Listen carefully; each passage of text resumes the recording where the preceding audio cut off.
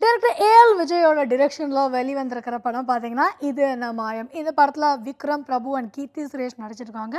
And இந்த படத்துக்கு music பண்ணியிருக்காங்க ஜிவி பிரகாஷ், சினிமாட்டோகிராஃபி நிரவ் ஷா. இந்த படத்தை பற்றி நிறைய விஷயங்களுக்கு நான் வந்து ஏஎல் விஜய் கிட்ட கேட்டிருக்கேன். ரொம்ப அழகாக அவரும் பதில் சொல்லியிருக்காரு. அதை பார்த்துடலாம். எப்படி இருக்கீங்க விஜய்? குட். ஸோ படத்தை பற்றி நல்லா பாசிட்டிவான ரிவ்யூஸ் வந்துட்டுருக்கு. அண்ட் எல்லாருமே சொல்கிறது ஒரே விஷயம், விஜய் வந்து திருப்பியும் ஒரு சாஃப்டான ரொமான்டிக்கான ஒரு படம் கொடுத்துருக்காரு அப்படின்னு சொல்லியிருக்காரு. சொல்லி ரிவ்யூஸ் வந்திருக்கு, அதை பற்றி சொல்லுங்கள். Very happy. அதுதான் நம்ம எய்ம் பண்ணது. ஒரு படம் மாதிரி இருக்கக்கூடாது அப்படின்னு. இந்த படம் ரொம்ப ஒரு ஒரு ஃபீல் குட் ஃபேமிலி ஃபிலிம், அவ்வளோதான். இதில் வந்து நம்ம நிறைய மெசேஜோ சைவம் மாதிரியோ தெய்வ திருமண மாதிரி படம் கிடையாது. அது ஃபஸ்ட்டே என்ன எக்ஸ்பெக்டேஷன் வரும் ஆடியன்ஸ் தெரியாது நமக்கு. நேற்று ஈவினிங்லேருந்தே we are picking very very positive reports. இது ஒரு க்ளீன் ஃபேமிலி என்டர்டெய்னர் அப்படின்னு ஒரு ரிசல்ட் வந்துட்டு இருக்குது. அது ரொம்ப என்கரேஜிங்காகவும் சந்தோஷமாக இருக்குது. டெக்னிக்கலாக ரொம்ப படம் ரொம்ப நல்லா இருக்குன்னு சொல்லிட்டு இருக்காங்க.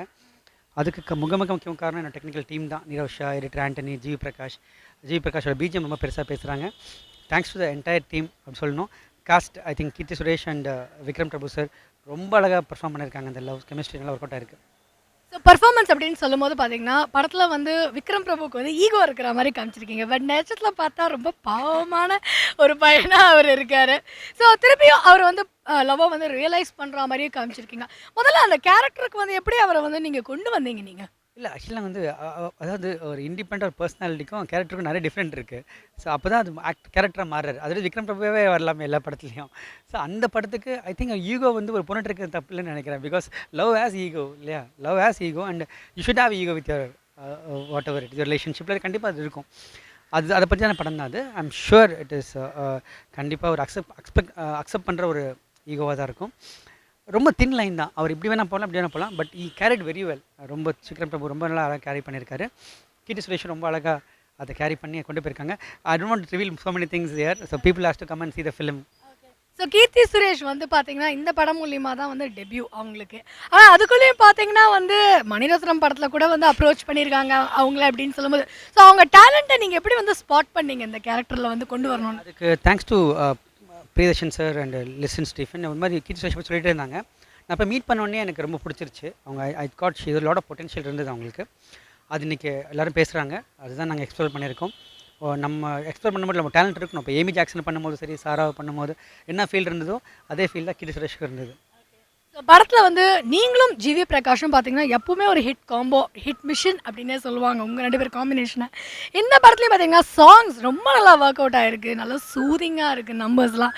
எப்படி அது என்ன டெக்னிக் அது? தேங்க்ஸ் டு ஜிவி தான் சொல்லணும். எனக்காக ஸ்பெஷலாக எப்பவுமே மியூசிக் கொடுக்கறதுக்கு. I think it's more than songs relationship. We are like a brothers. அண்ட் நான் எப்போ நைட் 3 மணி கூட போய் தட்டிய சாங் கேட்கலாம், நான் ஒர்க் பண்ணலாம் சாங்கில். And is give lot of freedom for me to change anything. And is respects me lot, I respect me lot. அது மட்டும் இல்லாமல் வி ஹாவ் கிரேட் பாண்டிங். டெஃபினட்டாக அதனால தான் நினைக்கிறேன். இன்னொரு விஷயம் பார்த்தீங்கன்னா எல்லாருமே நிரவ் ஷாவுடைய சினிமாட்டோகிராஃபியை பற்றி தான் பேசிகிட்டே இருக்காங்க. எஸ்பெஷலி விக்ரம் பிரபு வந்து எந்த படத்துலையும் இல்லாத அளவுக்கு இந்த படத்தில் அவ்வளோ ஹேண்ட்ஸமாக இருக்காங்க அப்படிங்கிறாங்க. அதை பற்றி சொல்லுங்கள். கண்டிப்பாக அது வந்து கண்டிப்பாக நீரோ சார் தேங்க் பண்ணணும். Because is known for that. நாங்கள் ஒரு லவ் ஃபிலிமில் வந்து ஹீரோயின் ரொம்ப பார்க்க பிடிக்கணும் ஆடியன்ஸ்க்கு. அது பிடிச்சா தான் நம்ம அடுத்ததில் கேரி பண்ண முடியும். அதில் கண்டிப்பாக வந்து நீரோ சாருக்கு பெரிய பங்கு இருக்குது. நாங்கள் ரொம்ப எஃபர்ட்டாக என்னோடய ஸ்டைலிஸ்ட் பல்லவி சிங்கும் சொல்லணும், 2 பேரும் அழகாக கேரி பண்ணியிருந்தாங்க. ஸோ ஓவராலாக இந்த படம் வந்து ஏற்கனவே பார்த்தீங்கன்னா இப்போ நல்ல பாசிட்டிவான ஒரு ஃபீட்பேக் வந்துக்கிட்டு இருக்கு. இன்னும் மக்கள் வந்து போய் இந்த படத்தை பார்க்கணும் அப்படின்னு நினைக்கிறவங்களுக்கு பார்த்தா எந்த மாதிரியான சாட்டிஸ்ஃபேக்ஷன் கிடைக்கும் அப்படின்னு நீங்கள் சொல்லுவீங்க? நேற்று வரைக்கும் ஒரு ரொமான்டிக் காமெடி அப்படி தான் நாங்கள் நினச்சி ப்ரமோட் பண்ணிகிட்டு இருந்தோம். அது கிடையாதுன்னு நேற்று எங்களுக்கு ப்ரூவ் பண்ணாங்க. இது வந்து ஒரு ப்ராப்பர் ஃபேமிலி என்டர்டெய்னர். ஆடியன்ஸ் வரும்போது கண்டிப்பாக ஒரு ஃபேமிலியாக வராங்க அண்ட் தே என்ஜாயிங் இட். இதை வந்து ஒரு சைவம் அசம்படி தெய்வ திருமணம் கிடையாது. இது ஒரு ப்ராப்பராக வந்து சிரிச்சுட்டு போய் ஒரு நல்ல ஃபீலோட வெளில வர்றது தான் அந்த படம். ஒரு ஃபீல் குட் ஃபேமிலி என்டர்டெய்னர். அந்த ரிவ்யூ தான் எங்களுக்கு கிடச்சிட்டு இருக்குது. அதுதான் எங்கள் எய்ம் கூட. ஸோ அதனால் I am very happy about it.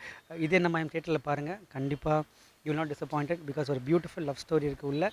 அதே மாதிரி ஒரு நிறையா என்டர்டெயின்மெண்ட் போர்ஷன்ஸ் நிறையா இருக்குது. காமெடி எல்லாமே கலந்த ஒரு படம். கண்டிப்பாக உங்களுக்கு பிடிக்குன்னு நம்புகிறேன். Thank you sir.